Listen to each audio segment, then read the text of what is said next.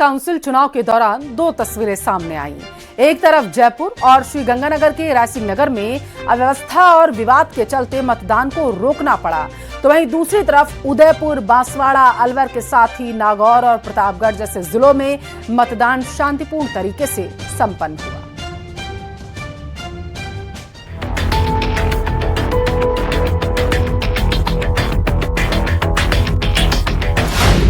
Bar council चुनाव में बवाल, कहीं ब्रेक कहीं बिना ब्रेक मतदान।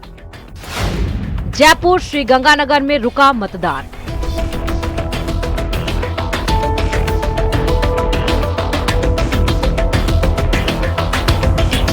क्यों चुनाव कैंसिल हुए?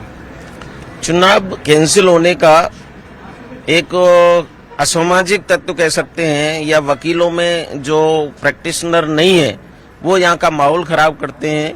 उन लोगों ने एक मॉब के साथ में अनधिकृत रूप से अपने बूथ के अंदर प्रवेश किया और चुनाव को रोकने के लिए मजबूर किया। पहले उन लोगों ने, जो कुछ ऐसे लोग हैं उनमें हमारे जो बार काउंसिल के जो उम्मीदवार हैं वो भी शामिल हैं, उनके द्वारा पहले हाईकोर्ट में ये स्थिति पैदा की और वहां पर चुनाव निरस्त कराने के बाद वो सारा जो मूव था वो लोग यहाँ पर सेशन कोर्ट में, चूंकि उनको ये जानकारी थी कि वहाँ पर बड़ा स्मूथली चुनाव हो रहा है, वहाँ के जो अधिवक्ता बंधु हैं बड़ा पेशेंसली धूप में, कड़ी धूप में भी रह करके मतदान कर रहे हैं, उनके द्वारा कोई आपत्ति नहीं थी। जयपुर में बार काउंसिल चुनाव शुरू होते ही व्यवस्था पटरी से उतर गई। देर से शुरुआत, मतपत्रों में गड़बड़ी और व्यवस्थाओं की कमी जैसे आरोप लगे। इतना ही नहीं, फर्जी वोटिंग भी हुई। मोबाइल के जरिए दूसरे के वोट भी डाले गए। हालात बिगड़े तो अधिकारियों ने तुरंत ब्रेक लगाया। मतदान रोका गया, गेट बंद हुए और सैकड़ों वकील बाहर इंतजार करते रह गए। स्थिति की गंभीरता के मद्देनजर चुनाव कमेटी ने पूरे घटनाक्रम की विस्तृत रिपोर्ट तलब की।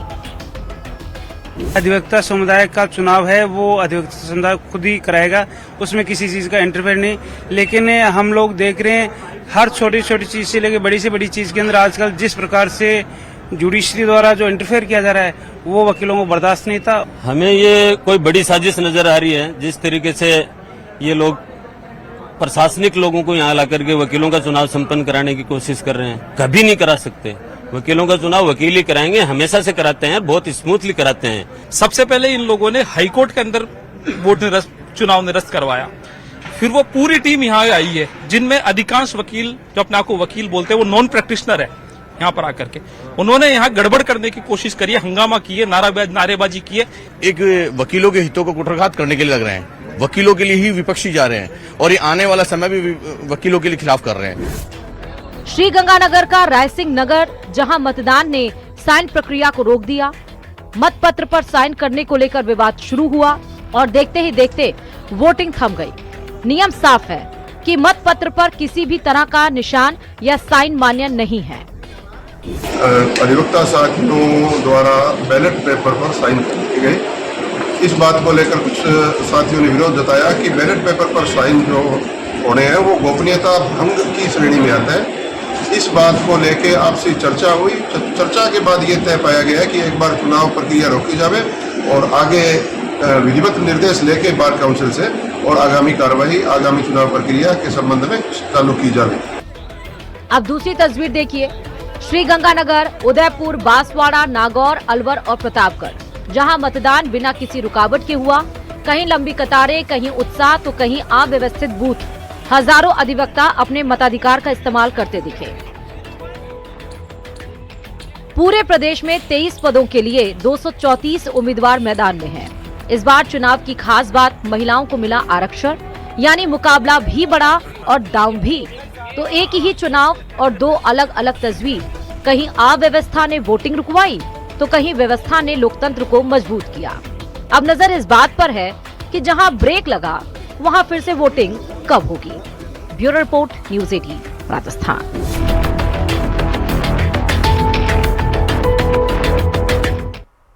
बड़ी खबर धौलपुर से है, जहां पर 55 टीमों ने 356 जगहों पर दबिश दी है और बताया ये जा रहा है कि 185 लोगों के खिलाफ कार्रवाई की गई।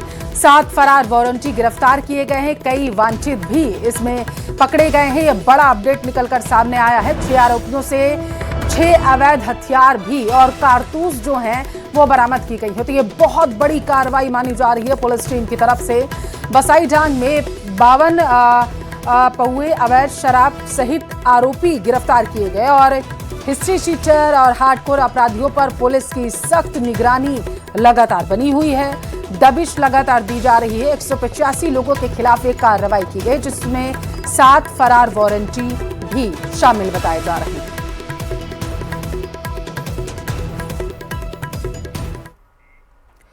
सूबे की सरकार भले ही सरकारी स्कूलों का कायाकल्प कर रही है, बच्चों की पढ़ाई लिखाई पर पानी की तरह पैसे बहा रही है, लेकिन सरकारी स्कूलों की पढ़ाई लिखाई ओहदेदारों और अभिभावकों की परेशानी का सबब बनी हुई है।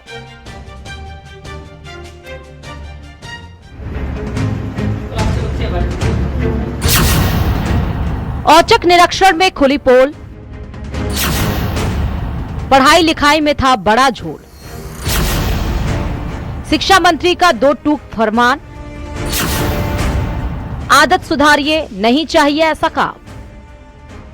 तस्वीरें देखिए, छात्रों से शिक्षा मंत्री के सवाल जवाब को सुनिए और सोचिए कि जिस पढ़ाई लिखाई पर सरकार पानी की तरह पैसा खर्च कर रही है, वहां बच्चों की पढ़ाई लिखाई का स्तर इतना दयनीय क्यों है। 4 को जोड़े तो कितना होगा?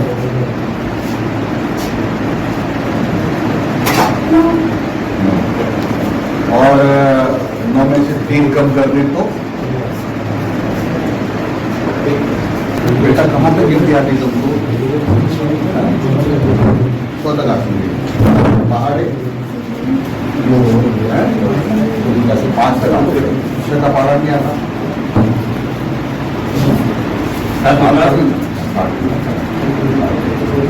अच्छा 29 में से 6 कम कर दे तो कितने बजे?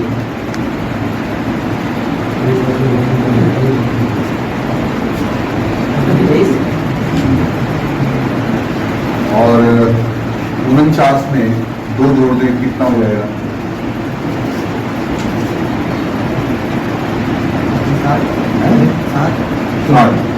60 कैसे जोड़ा था? जिन बच्चों से शिक्षा मंत्री ने सवाल जवाब किया वो 8वीं के विद्यार्थी हैं, इसलिए उनके लचर शैक्षणिक स्तर पर कोई उथली दलील नहीं दी जा सकती। दरअसल शिक्षा मंत्री मदन दिलावर 2 दिन के श्री गंगानगर दौरे पर हैं। बुधवार दोपहर वे राजकीय उच्च माध्यमिक स्कूल 3HH पहुंचे। निरीक्षण के दरमियान सामने आया कि कक्षा 1 से 8 तक के इस विद्यालय में 32 छात्रों का नामांकन है, जबकि यहाँ 6 शिक्षक नियुक्त हैं। 3HH स्कूल में बिना आवश्यक स्वीकृति के गैर हाजिर मिले प्रिंसिपल गिरजा शंकर। प्रिंसिपल के साथ ही 2 अन्य शिक्षक भी बिना अवकाश स्वीकृति मिले गैर हाजिर। 700 आबादी के गांव में महज 32 विद्यार्थियों के नामांकन पर शिक्षा मंत्री ने जताई नाराजगी। अतिरिक्त जिला शिक्षा अधिकारी ने कहा कि शिक्षा मंत्री के स्कूलों में औचक निरीक्षण के दरमियान जो भी टीचर अनुपस्थित मिले हैं उनको नोटिस दिए जाएंगे और अनुशासनात्मक कार्रवाई होगी। लेकिन सवाल ये कि सरकार की तमाम कोशिशों के बावजूद लापरवाह अपनी आदत से बाज क्यों नहीं आ रहे। न्यूज़ 18 राजस्थान के लिए श्री गंगानगर से अशोक शर्मा की रिपोर्ट।